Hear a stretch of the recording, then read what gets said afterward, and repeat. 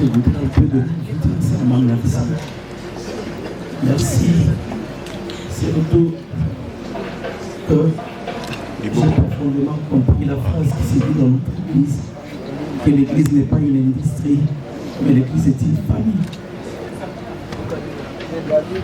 Vous nous avez tellement accompagnés. Peu importe ce que le monde pourra dire sur moi ou sur nous, je voudrais seulement honorer notre foi. Nous n'avons que Dieu comme rempart. La Bible déclare en psaume 118, 23 que l'Éternel est cela est béni et c'est un prodige à nos yeux. Et oui, aujourd'hui c'est un prodige à nos yeux. Père de nos cœurs, fils de jeunesse. Il fera plus partie de nous, certes, mais ses souvenirs de mère. Il était ces rayons de soleil que tout parent aimerait avoir. Il avait toujours l'habitude d'appeler notre petite maison le manoir de Lombala. Delka, nous t'aimons tellement. Nous avons tellement traversé les choses. Mais grâce à Dieu pour tout parce qu'il a permis. Merci de nous avoir prêté pendant 17 ans. 17 ans de folie, de bonheur, de joie. Où nous disions qu'il est nous en mieux. Mon responsable, mon boss, Maïti, Maïbro, touche-toi, carré. Merci. Moi, Aujourd'hui, le monde semble difficile à trouver parce que nous pouvons vraiment exprimer la douleur que nous ressentons. Notre petit frère, Deltour de Lombala, qui tout temps, notre DLK. 17 ans, c'est tellement jeune, tu avais encore toute la vie devant toi. De rêves, de projets, un avenir brillant. Tu n'étais pas seulement notre frère, tu étais une partie de nous. Quelqu'un de profondément intelligent, rempli de talents, avec un avenir qui promettait tellement. Au-delà de tout ça, c'était un garçon de foi. Tu aimais la prière, tu croyais en Dieu et tu nous rappelais à ta manière en disant le sang Boïsa Frécope.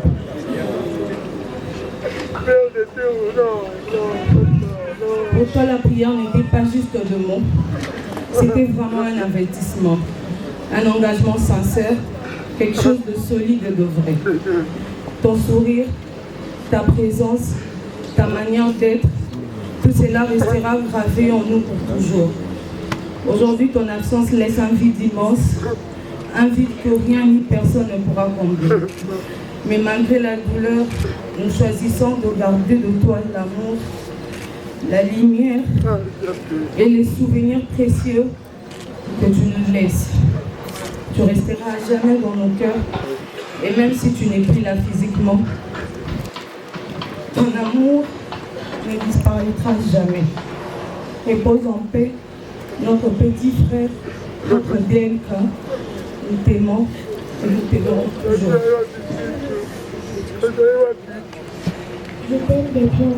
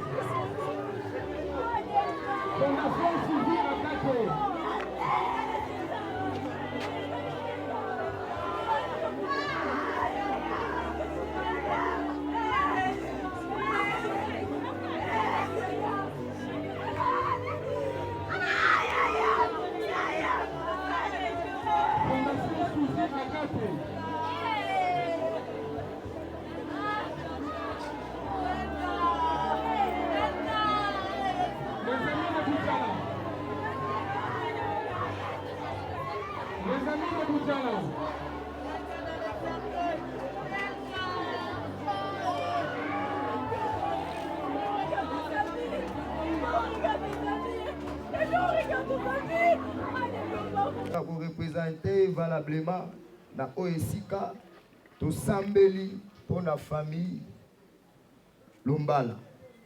Tala bangoyo bazalaki 6 batikali 5.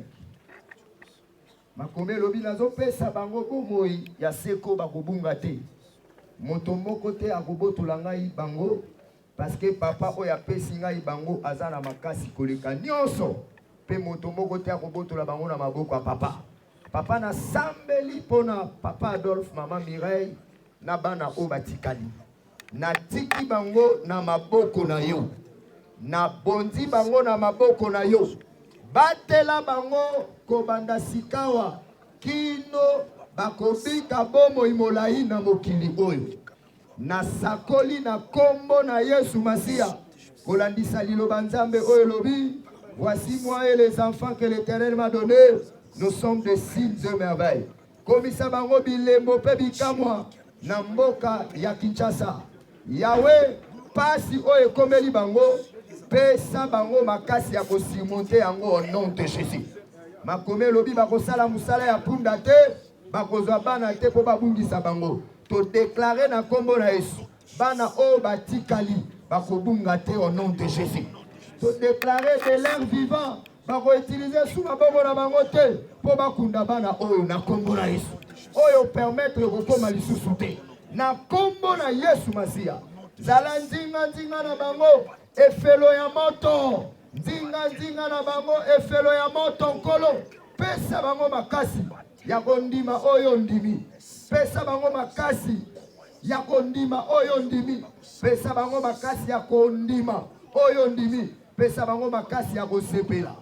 Comble vide ona mitema na bango. Comble vide ona mitema na bango. Kolo Yesu sala yango tata. Merci kolo parce que osali yango na kombo na Yesu Masia nde to sambeli to lobi amen. To déclarer logo kwa nzambe na babila. Bible lobi moto moko te akosimba, moto moko te akolakela. Onzamba simbi. Logo kwa nzambe na babila bible. Après épreuve oyo boko bika bo sepeli na kombo na Yesu. Amen. Nzamba pambola bino. Bosonga na ba place la biso s'il vous plaît. Église tombete nzambe maboko. Exactement. Retiré pour le faire en bonne et due forme à l'église.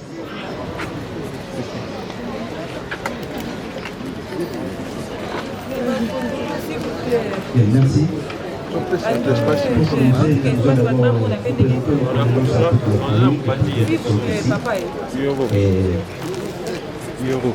Habituellement, lorsqu'un sportif meurt, tout trouve la mort au moment où c'est arrivé, nous l'enterrons de cette manière-ci. Si la personne morte ou le décès intervient, par rapport à son grade passé qu'il a vécu avec nous ici, nous lui remettons le grade suivant à titre posthume au cercueil. Cela dépendra avec le grade qu'il avait eu, qu'il a travaillé avec, qu'il fonctionnait avec en dernier temps. Et c'est ainsi que lui, de son vivant, il travaille avec la ceinture verte. Et là, présentement, nous tardons de lui remettre à titre posthume, nous lui remettons la ceinture bleue. En attendant, nous disons ceci à la famille ainsi qu'à tous ceux qui nous ont suivis aujourd'hui. Nous disons, bien sûr, on n'était pas un seul à tête. Bien qu'il était un peu compliqué dans ses entraînements, dans ses séances d'entraînement, souvent il nous surprenait dans les compétitions. Des fois, il ne s'entraînait pas comme les autres. Il n'était pas régulier, s'il faut le dire ainsi. Mais curieusement, lorsqu'il est arrivé qu'il ait des compétitions de tournois à participer à y prendre part, il venait très souvent combattre sans s'entraîner. Et à la suite de quoi, il parvenait toujours à des victoires imprévues, des victoires surprenantes. Une fois, il a épaté en ayant ces grades-là, la victoire en tant que champion en titre. Bien qu'il s'était absenté pendant les séances d'entraînement, avant qu'il précédait encore les rencontres, mais à notre grande surprise, il nous ramènera une médaille. Que ceci à tous les sportifs qui nous entourent aujourd'hui. Ceci n'est pas une bonne habitude, un bon exemple à suivre. Demeurons comme tel. Je profiterai pour lui demander aussi, en passant, nous l'avons précédé dans ce domaine, mais de l'autre côté, c'est lui qui nous précède. Et que Dieu pourvoie de façon que si de l'autre côté, puisque nous avons deux vies, ici et dans l'au-delà, s'il aurait moyen et qu'il trouverait repos dans ses habitudes en tant que sportif, qu'il ait l'occasion de s'entraîner aussi là-bas afin de former ceux qui seront avec lui là-bas. Ainsi nous disons que son nom est présenté. Merci.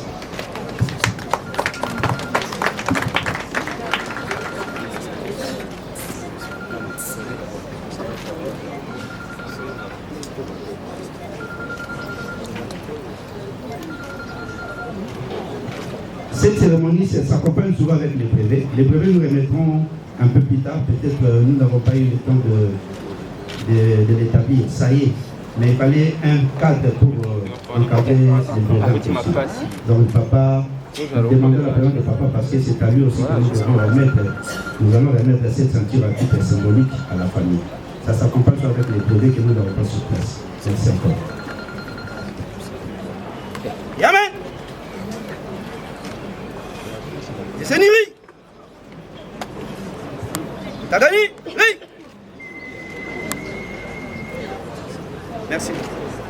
Le malin pour récupérer la ceinture. C'est pur. C'est un traumatisme, c'est tout. Alors, on voit papa. Ah, des bureaux. Ah, des cas. Ah, des cas. Merci beaucoup.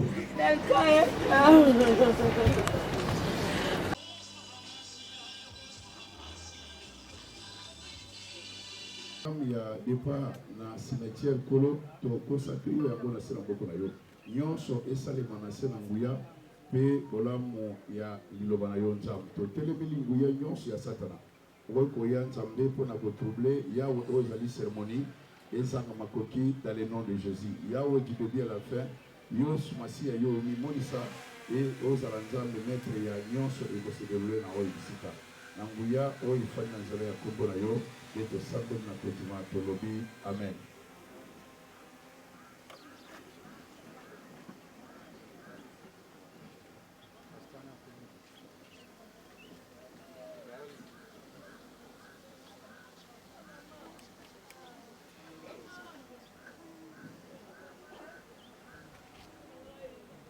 Del Piero Lombala Kituta nous a laissé à Zalaki Mokristo, à Botamipé à Koli dans une famille chrétienne, croyant et pratiquant. Ce moment, ce n'est pas seulement le moment où il y a partage, il y a qu'on se consoler, mais il y a un moment où il y a qu'on rendre action de grâce et pas Kolo. Parce que la parole de Dieu dit tout concourt au bien de ceux qui aiment Dieu. Si Dieu a permis à ce que Lelo, Del Piero Atikabiso, nous ne pouvons que lui rendre les actions de grâce. Nous demandons à la musique de nous balancer une chanson. Pendant ce moment, le frère et sœur de Del Piero pour leur mot de circonstance. Sœurs et frères de Del Piero.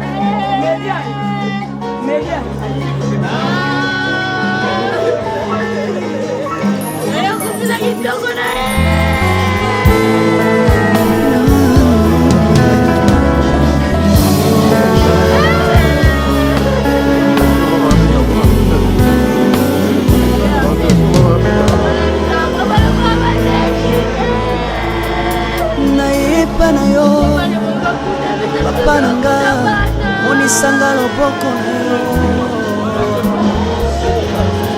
naipa na yo mosantu yo monisanga loboko na yo zamba lolo yo azosale zamba lolo azosale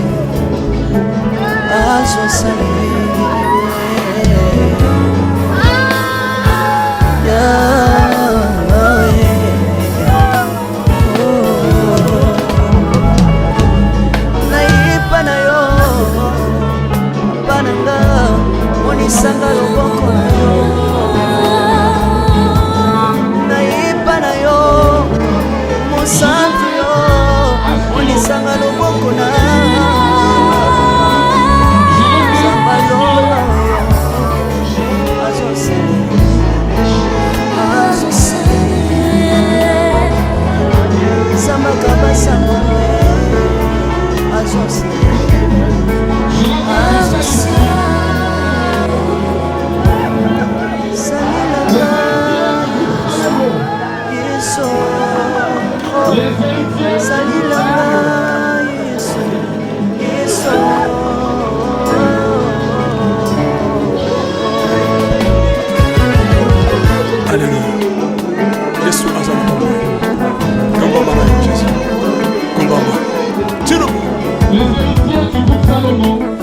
Yesu na mingi na tancho na Yesu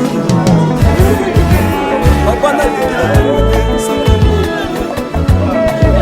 na pena tato na mosambele yo Yesu Yoka bosenga na nga Zambaka masene Yoka shishe na nga Zambaka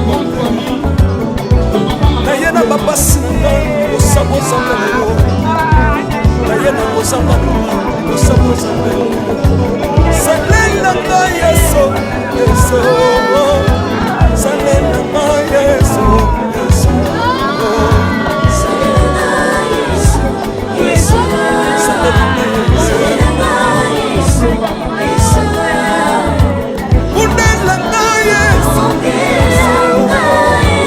unela nga Yesu, Yesu, unela nga Yesu, Yesu, unela nga Yesu.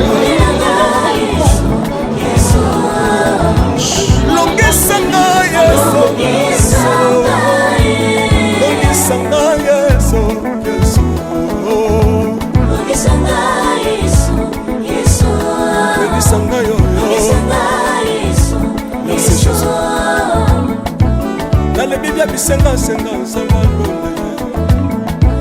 Nale bibi ya pesanga kabela nga bisenga senga Yesu moko nini ye Batu bakolia pe na sima na ngai Yesu moko nini ye Batu bakolata pe na sima na ngai Yesu moko nini ye Batu bakovanda pe na sima na ngai Nale bibi ya bisenga senga sangalo Lokota nga Yesu Yesu Lokotanga Yesu, Yesu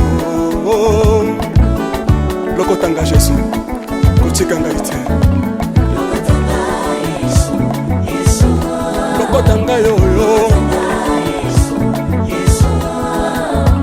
Tombolanga Yesu, Yesu Tombolanga Yesu, Yesu Tombolanga yoyo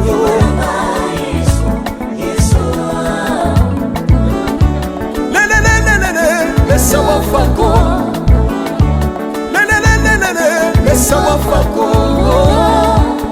watitishina nsambi watenzelela watitishina nsambi watenzelela Yesu Yesu lesamukatanga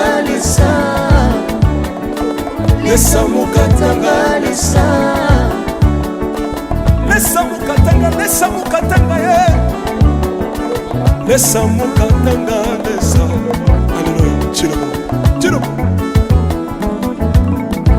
Soki na soyemba Opekisanga te Oyebite bisika nsaba lokotanga Unayemba buye Soki na koma kosambela sambela Opekisanga te Oyebite bisika nsaba swanga Unasambela buye Soki na koma kobina bina Opekisanga te oyebite makambo Nzambe asalelanga mpona bina buye Nzambe nazobinela aza Nzambe bosolo oyo naza koyembela yembe Nzambe alibela Nzambe nazoyembela aza Nzambe bosolo oyo naza koteya yembe Nzambe alibela lelelelele nalingi mobala oyo nalingi mobala oyo Yesu aza Nzambe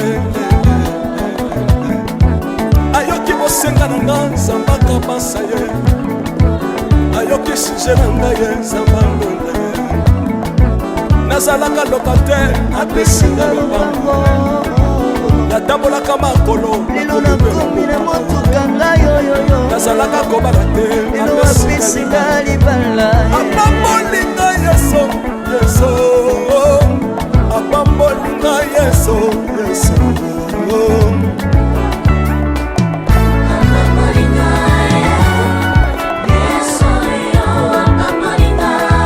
Yesu pambolinga Chilobo Yesu lokotinga pesitino Asa nzambe Nalingo beta mololo bisika ezaliyo Beta mololo Wamba fils du prophète Bana royaume de Dieu Bana centre de réveil Aux obligés Obina Kawapie Pour la pambola yo ingénieur qui on est ensemble Na yesu longo tozomana mabe ya nzambe eza wapi soki nzambe azopambola yo lingana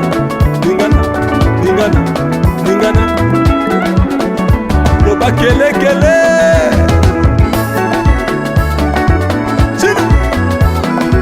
sala ngombe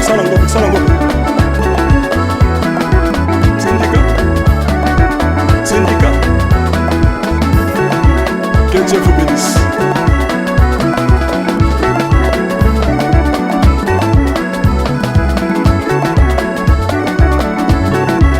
Samba pambola bino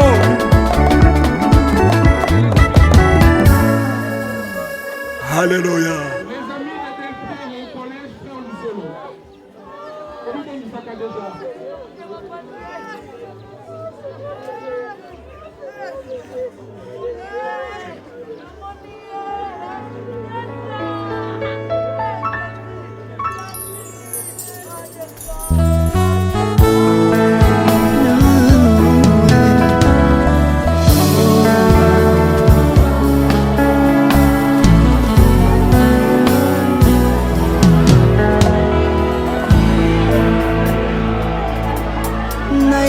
Na yo papa nanga monisanga loboko na yo naipa na yo mosantu yo monisanga loboko na yo nzamba lolo yo azosale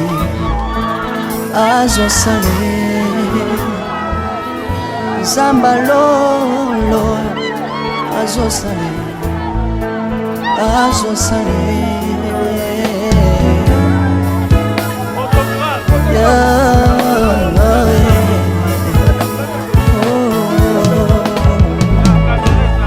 naipa na yo papa nanga monisanga loboko na yo naipa na yo mosantu yo monisanga loboko na nzamba lolo yo azosale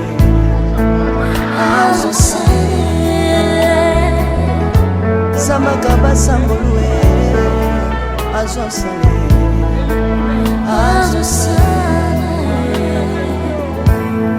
salilanga Yesu oh. Salilanga Yesu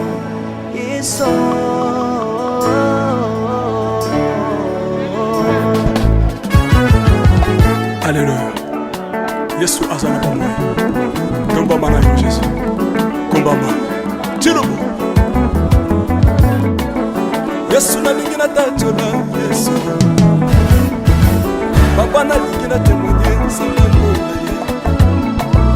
napena tatola bonsambe na yo swabako yoka bosenga na nga nzambaka basaye yoka shije na nga ye nzambalonda ye na ye na bapasi na nga libosa bonsambe na yo na ye na kosanga na nga libosa bonsambe na yo salela nga Yesu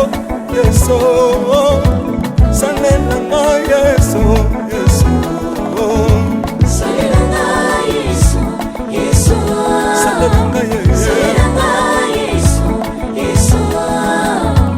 Undelanga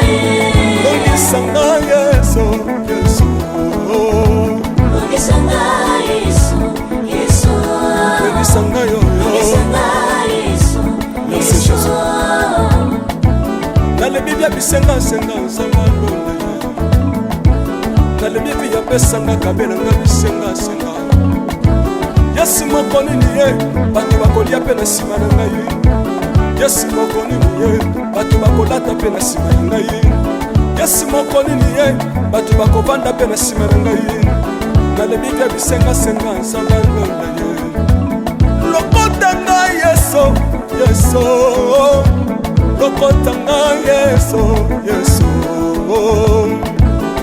lokota ngai yesu kotika ngai te lokota ngai oyo tombola ngai yesu tombola ngai yesu yesu tombola ngai oyo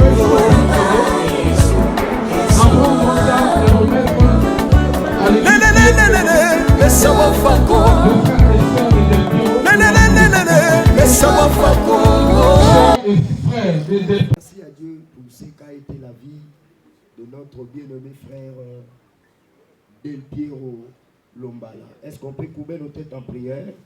Père, nous te disons merci, nous t'apprécions. Seigneur, avec larmes aux yeux, avec chagrin dans nos cœurs, nous te disons merci pour la vie de notre bien-aimé frère Del Piero Lombala. Adonai, nous te disons merci pour sa vie. Il a été une grande bénédiction pour nous.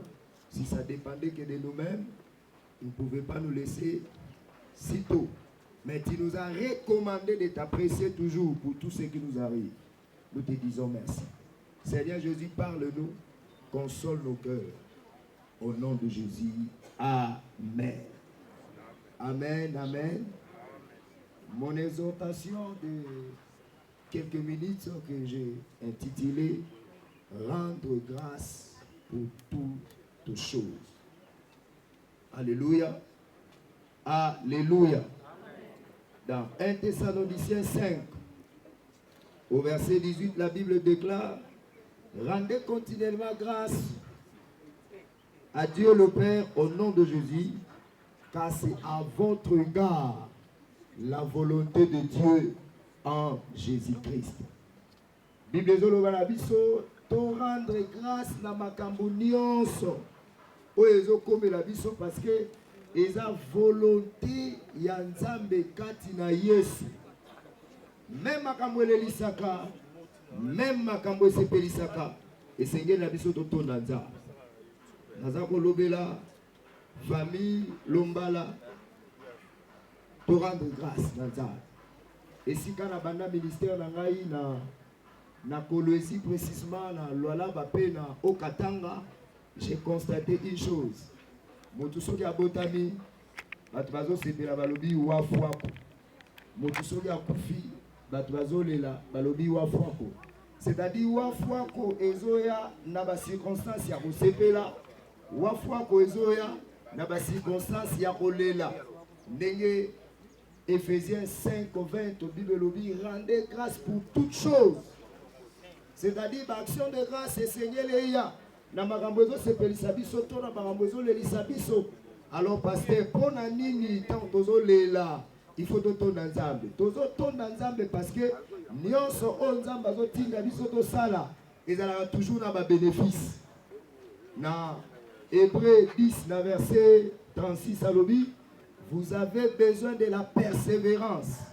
Après avoir accompli la volonté de Dieu, vous allez obtenir ce qu'il a promis. Or, Tomoni dans 1 Thessaloniciens 5:18 Balobi, rendez grâce car c'est à votre égard la volonté de Dieu en Jésus-Christ. Or, mutu nyonso oyo aza ko accompli volonté ya Nzambe akobika volonté na ye. Alléluia. Action de grâce, c'est un moko ya ba plateforme spirituelle où ils ont garantir biso biloko misato. Tant tozotonda Nzambe pona vie ya ndeko na biso Del Piero oyo accueilli d'une manière précoce, toza ko rappeler Nzambe oyo etikali. Na ko rappeler Nzambe to ko provoquer agenda na ya multiplication parce que tant tozotonda Nzambe pona oezo le lisabiso nzambe ako multiplier o etikali. Dans Jérémie 30, 19, à l'objet des milliers d'eux s'élèveront les actions de grâce et les cris de réjouissance. Je vais faire quoi? Je vais les multiplier. Ils ne diminueront jamais. Je vais les honorer et ils ne seront pas méprisés. Tant que nous sommes comprendre que quand on a besoin de ma multiplication, tout le bien merci. Tout le monde pour 17 ans. Il y a existence, il y a des gens del pied on a mokili pour provoquer nzambe ame ma multiplication ya bambula ya bande konae o batikali ya wana na sambeli nzambe na action de grâce o tozo sala kalamingi te bomo ya bande kwa del pied o etika batikali et ko se multiplier na kombo na Yesu bango ba ko kufa d'une manière précoce te nazo kamena yote tangu lisusu toza ko loba na nzambe merci eloko mi bala salaka. Et sa préservation, et sa préservation, et sa préservation. Dans Malachie 2, dans verset 1, qui nous a dit à l'objet, à vous cet autre sacrificateur, si vous ne prenez pas peur de donner gloire à mon nom, pour tout ce qui vous arrive, je maudirai vos bénédictions. Amen. Oto yebi bana, bazama pamboli ko utepa, yanzambe. Tant que nous avons merci pour la vie, yandeko na biso del bureau. Toza koloba nzambe a préserver asala nini a préserver bandeko na ye o batikali yango na sambeli na kombo na Yesu bandeko del Piero o batikali bazoza la préserver na kombo na Yesu ya suka tant toza koloba nzambe merci même pour la makambo le lisaka biso oye yaka eza perfectionnement perfection to moni yango na mukanda na Luc 17 Luc, pardon, 19, 17, qui donne à 19. Et Zalaki naba avec les Bazalaki 10. Bazalaki koluka guérison. Baké bamoni kolo Yesu. Balobi s'il te plaît. Fongo la biso. Peto la biso. Bazalaki ba lèpre, pardon. Ba lèpre. Peto la biso. Yesu ici bango qui n'est pas ba sacrificateur. Bopé sa offrande o eza destiné pour na bato o bazana maladie ya maba. Tant bazalaki ko kene na nzela. Moko na bango a constaté que c'est abiki sabaki. Abi non. Jésus-Christ a un sacrificateur selon l'ordre à Melchisedec. Olena que ne pesa offrande na ngai pas ba sacrificateur na songe pas Yesu. Tant azozonge pas Yesu Yesu a tout dit oh mais bozalaki 10 ndenge nini kaka yo moko ye 9 musu batikali baza wapi. Yesu atalié alobi kondima na yo epikisi yo. Alléluia.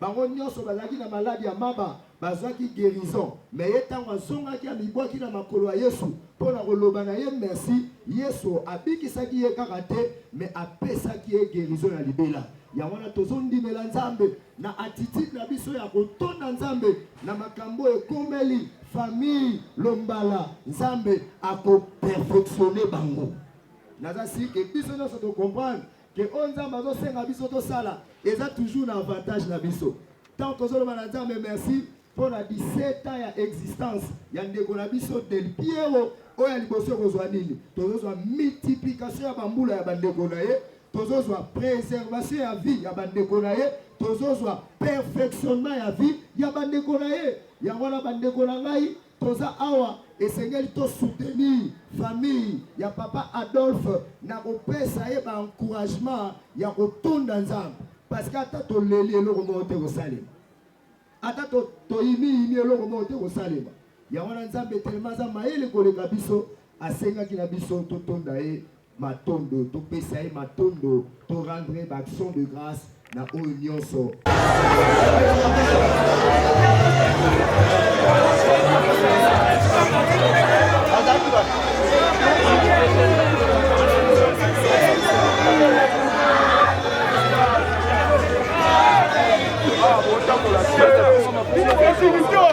Yo,